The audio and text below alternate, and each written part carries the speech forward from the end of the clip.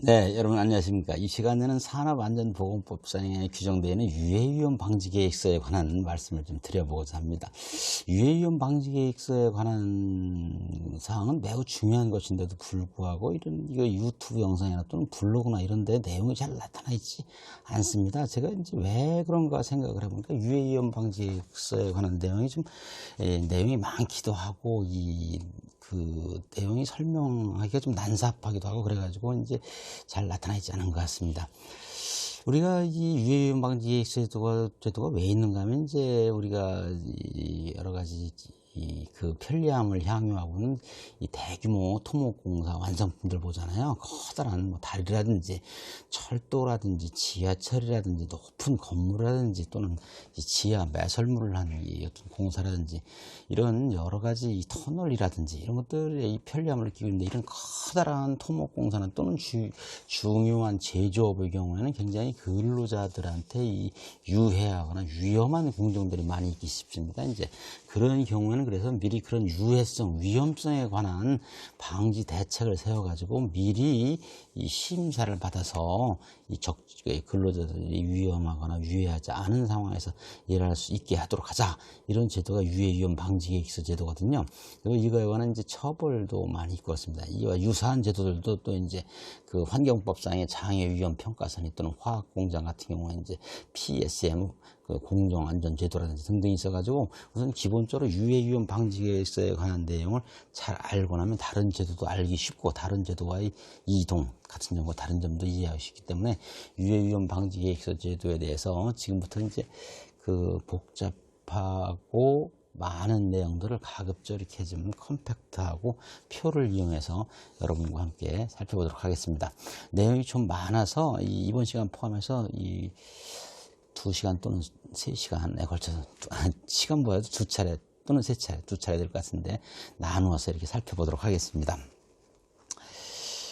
우선 이제 총론적으로 유해위험 방지계획서 제도가 무엇인가 하면 지금 말씀드린 바와 같이 쉽게 말하자면 이제 위험하거나 건강에 장애를 가져올 수 있는 제조업, 공정 또는 위험한 설비, 건설 공사에 앞서 그 위험이나 유해성을 방지하기 위한 여러 가지 조치를 계획서를 내게 해서 그걸 유해위험 방지계획서라고 합니다. 그걸 이제 미리 제출해서 심사를 해가지고 확인을 한 다음에 그게 제대로 돼 있지 않으면 이제 뭐 빠꾸를 시킨다든지 보완을 시킨다든지 해가지고 이제 그 유해하거나 위험한 거를 미리 방지하고자 하는 제도라고 할 수 있겠습니다. 그리고 이제 고용노동부에서는 이런 유해위험 방지 계획서의 작성 기준, 작성자, 심사 기준, 이행이나 확인 등 이런 제도의 시행을 위해 가지고 제조업 등 유해위험 방지 계획서 제출, 심사, 확인에 관한 고시라는 고시를 마련해 두고 있는데 그 자세한 내용들은 이제 우리 인터넷에 이제 법조체 법령정보센터에 들어가서 쳐본다든지 아니면 고용노동부나 안전보건공단 홈페이지에서 쉽게 찾아볼 수 있습니다. 그 내용은 좀 많이 있습니다. 구체적인 내용은 이번 시간에 보신 다음에 한번 찾아보시기 바랍니다. 그럼 이제부터 차근차근 알아보도록 하겠습니다. 유해위험 방지계획서를 제출하고 심사를 받아야 하는 경우 또는 종류가 3가지가 경우가 있는데 우선 하나는 제조업으로서 전기 계약 용량이 300kW 이상인 금속 가공 제품 제조업, 기계 및 기구는 제외합니다.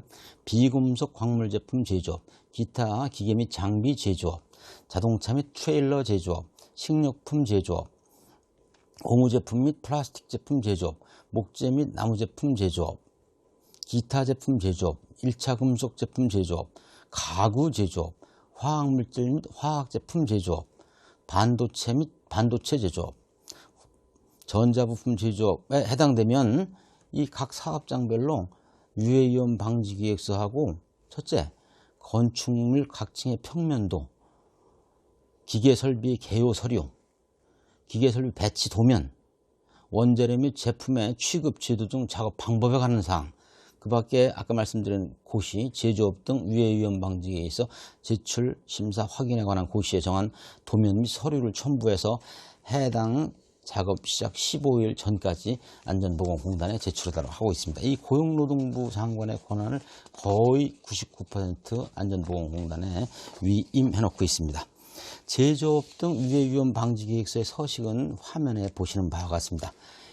이게 첫 번째 경우고, 두 번째는 이제 기계기구 설비에 관한 것인데, 기계기구 설비 설치 이전 또는 주요 구조 부분을 변경하는 경우인데, 유해하거나 위험한 작업 또는 장소에서 사용하거나 건강장애를 위하여 사용하는, 건강장애 방지를 위해서 사용하는 이 금속이나 그 밖의 광물의 용해로 녹이는 로를 얘기하는 것이죠.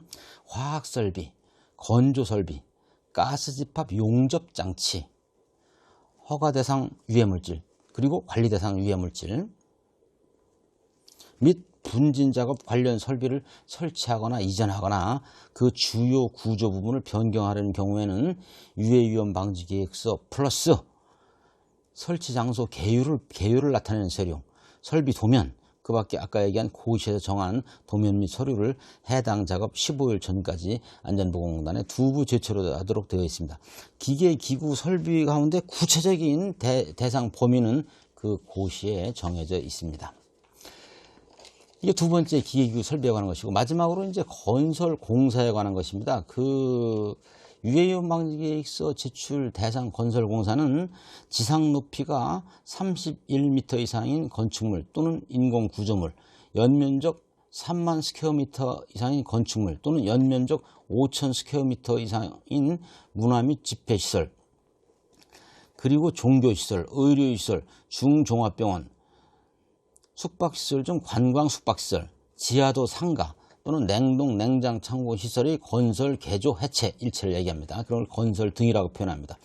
그 다음으로 연면적 5천 스퀘어미터 이상인 냉동, 냉장, 창고 시설의 설비 공사 및 단열 공사, 그 다음에 최대 지간 길이, 기록지죠. 기록기가 50m 이상인 교량 건설 공사, 그 다음에 터널 공사, 그 다음에 다목적 댐, 발전용 댐, 저수용량 2천만 톤 이상의 용수 전용 댐, 지방 상수도 전용 댐 건설하는 경우의 공사, 그 다음에 이 길이 10m 이상인 굴착 공사, 이런 경우에 건설 공사의 경우에는 유해위험 방지계획서를 제출하도록 되어 있습니다. 뭐와 함께 제출해야 되느냐?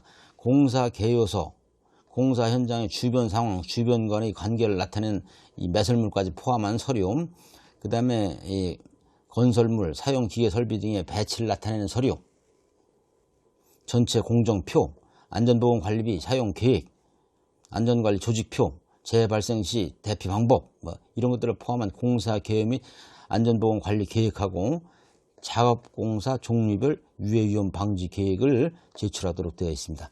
이 건설공사의 경우는 그냥 내는 것이 아니고 반드시 이 자체 심사의 경우는 또 나중에 말씀드리게 됩니다. 근데 반드시 전문가의 의견을 청취해서 내도록 되어 있습니다. 전문가의 의견을 청취해서 그냥 귀로 듣는 게 아니라 전문가의 의견을 반드시 유해위험 방지계획서에 기재하도록 되어 있습니다. 이때 얘기하는 전문가라는 것은 이 건설안전 분야의 산업안전 지도사, 건설안전 기술사, 토목이나 건축 분야의 기술사, 그 다음에 이제 건설안전 산업기사 또는 건설안전 기사 중에 그 안전보건공단에서 이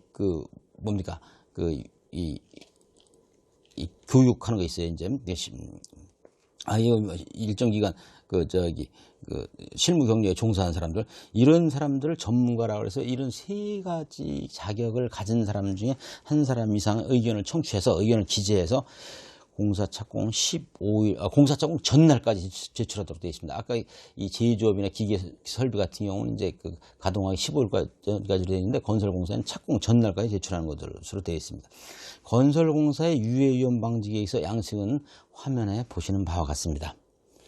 이렇게 유해위험 방지계획서를 제출해야 되는 경우 세 가지를 알아봤는데, 이 화학공장의 경우, 아까 이제 말씀드렸죠. 이제 그 화학공장의 경우도, 화학제품 제조업의 경우도 유해위험 방지계획서 제출 대상이라고. 근데 화학공장의 경우에는 이 중대산업사고, 이 사업장 인근까지 이렇게 화재 폭발 등으로, 화재 폭발 누출 등으로 인해서 사고가 나는 거 중대산업사고로 하잖아요. 중대산업사고가 날 우려가 있어서 이제 소위 PSM, 공정안전보고서를 낼 수 있게 되는데, 공정안전보고서를 내는 경우에는 화학공장의 경우에는 유해위험 방지계획서를 제출한 것으로 간주하는 제도가 있습니다. 이 PSM 공정안전보고서 제도에 대해서는 따로 말씀드릴 기회가 있습니다. 네, 이상 세 가지 경우와 유해이온 방지 계획서 제출 대상, 제출 서류 등에 관한 내용이었고, 다음에는 제출한 다음에 이 다음 절차인 심사에 대해서 알아보도록 하겠습니다. 그럼 이 다음 시간에 또 뵙도록 하겠습니다. 감사합니다.